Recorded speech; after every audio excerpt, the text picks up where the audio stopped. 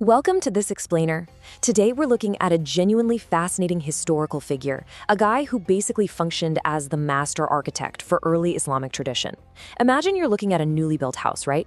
The foundation is poured, the framing is totally up, the roof is securely on. Well, that was exactly the state of Islam when our subject arrived on the scene. But as you'll see, the architect we're discussing today didn't actually need to pour the foundation to completely change the shape of the house. We're going to explore the life and the methods of al-Ahbar, a man who built these incredible interpretive walls that literally still stand today. And honestly, his story holds a timeless lesson about how narratives are actually built from the inside out. So, let's jump right in with a question that kind of sounds impossible at first. How do you rewrite a religion after its holy book is definitively closed? You see, the man we're looking at arrived in Medina 6 years after the Prophet Muhammad's death. By that point, the religion had already been written and standardized. The Quran was compiled, the direction of prayer, the Qibla, had permanently shifted from Jerusalem over to Mecca, and the Jewish tribes in Medina had been expelled or destroyed. The door to this brand new faith was, by all formal accounts, locked tight, completely closed. So, how exactly did he get in? Well, to answer that, we really need to understand exactly who walked up to that closed door. His name was Ka'b ibn Mati al-Himyari, but history knows him as Ka'b al-Ahbar, and that literally translates to the rabbi of rabbis, or the scholar of scholars. And he didn't just give himself that title, you know? The community gave it to him because absolutely no other title captured his unmatched credentials. He came from the Himyar tribe down in Yemen, representing one of the oldest Jewish communities in all of Arabia. We're talking about a community that boasted a 2-century-long Jewish monarchy that predated Islam by hundreds of years. Crucially, Ka'b was known as the owner of 2 books. He was this formidable Torah scholar who deeply understood biblical prophecy, and he also held the Quran. Which brings us to part 1, the closed door. Now, despite the formal boundaries of this early Islamic movement being totally set, Ka'b found a brilliant, utterly structural way inside. He didn't try to force the door open. Instead, he just studied the landscape. He realized exactly what this new, exploding empire needed. From his vantage point down in Yemen, Ka'b watched these unbelievable historical shifts unfold in rapid succession. I mean, think about it. Between 624 and 627 CE, Jewish tribes in Medina are expelled or destroyed. In 632 CE, Muhammad dies, yet the religion just keeps spreading at a mathematically impossible speed. Moving into the 630s, the massive Byzantine Empire, which was the dominant Christian power of the time, begins to visibly crack under Arab expansion. And then by 638 CE, Muslim armies captured Jerusalem itself. Ka'b recognized this. He saw it not just as passive history, but as an absolute game changer, an unparalleled strategic opportunity. Let's move on to part 2, empires and neighbors. To really grasp why a prominent Jewish scholar from Yemen would suddenly pack up everything and align himself with an expanding Arab caliphate, we have to look at the massive geopolitical contrast. It really highlights the profound choice Ka'b was facing. So on one side, you have the Byzantine Empire. To Ka'b, they weren't just some political abstraction over there, they were the literal inheritors of the Roman Empire that destroyed the Second Temple. They were occupying Jerusalem with Trinitarian, political, and religious goals that were entirely opposed to the Jewish Shema, the central declaration that God is unequivocally one. Then, on the other side, you had the Arab tribes.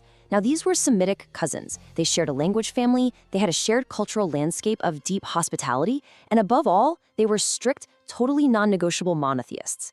The Byzantines were an oppressive empire. The Arabs, well, despite the very recent and brutal conflicts in Medina, they were familiar. They were neighbors who hated the exact same empire and worshipped the exact same God. This takes us to part 3, the Jerusalem strategy. That neighborly alliance became truly world-changing during one highly specific event. By 638 CE, Ka'b had traveled up to Medina, converted to Islam, and fully embedded himself in Caliph Umar's court as an advisor. Umar was marching on Jerusalem, right? And this is a city with immense theological gravity for Jews, Christians, and Muslims alike. When Umar stood victorious in the conquered city, he urgently needed to legitimize this conquest. He actually asked Ka'b where to plant the flag of this new faith. And Ka'b, he didn't hesitate for a second. He pointed directly to the Temple Mount, the ancient site of Solomon's temple, the center of Jewish historical memory for literally 600 years. By reading the biblical landscape for the caliph, Ka'b directed the physical architecture of Islam, physically anchoring this brand new faith right to the center of Jewish prophecy. And what happened next is absolutely fascinating. Ka'b gave Caliph Umar a title, al-Faruq. It means the distinguisher, or the one who separates truth from falsehood. Umar accepted it, and it actually remains one of his most honored epithets in Islamic history today. But here's what Ka'b knew, and what Umar honestly might not have realized. In Jewish scholarly circles, al-Faruq carried profound messianic weight. It was a title reserved for the one expected to arrive and restore justice. So think about this. A Jewish rabbi just assigned a messianic title to a conquering Muslim caliph right on the Temple Mount.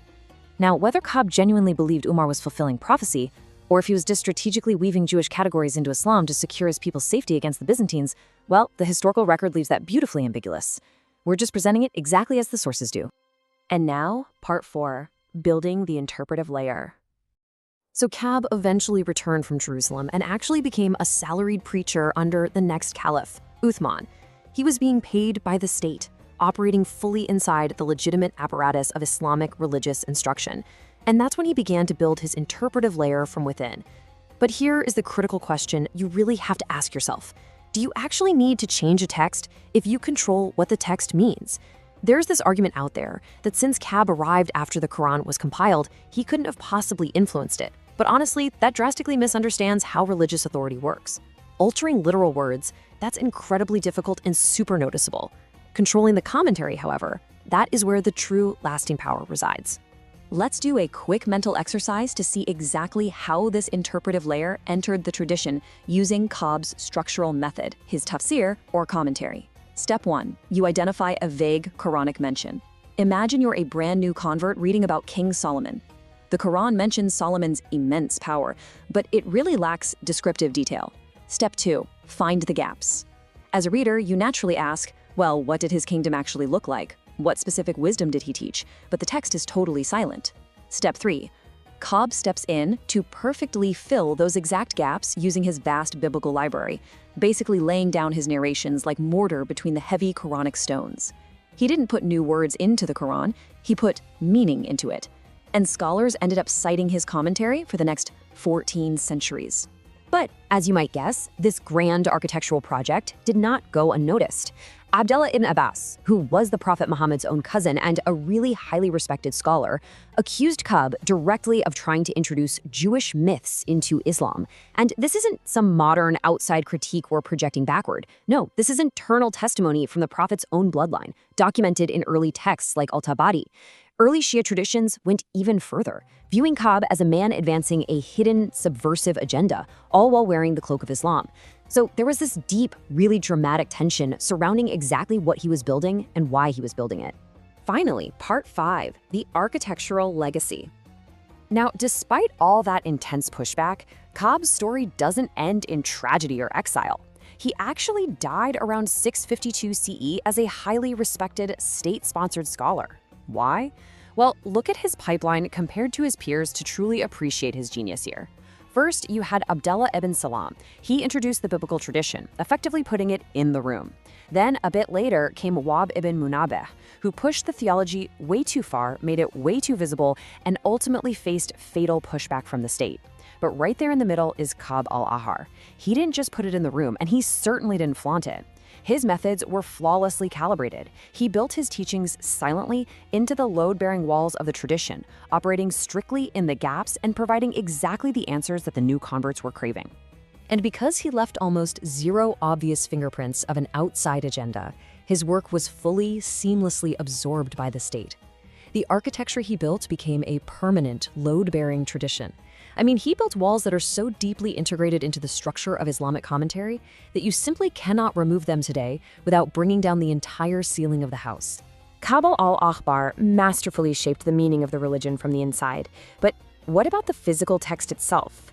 We've talked about the man who filled the gaps and shaped the interpretation, but I want to leave you with this final provocative thought. Who was the man holding the pen when this vast oral river of revelation was finally stopped and permanently locked into a single physical book? Well, his name was Zayd ibn Thabit, and his incredible story is the exact next layer of history we need to explore. Thank you so much for joining me for this explainer, and remember, always keep questioning the architecture of history.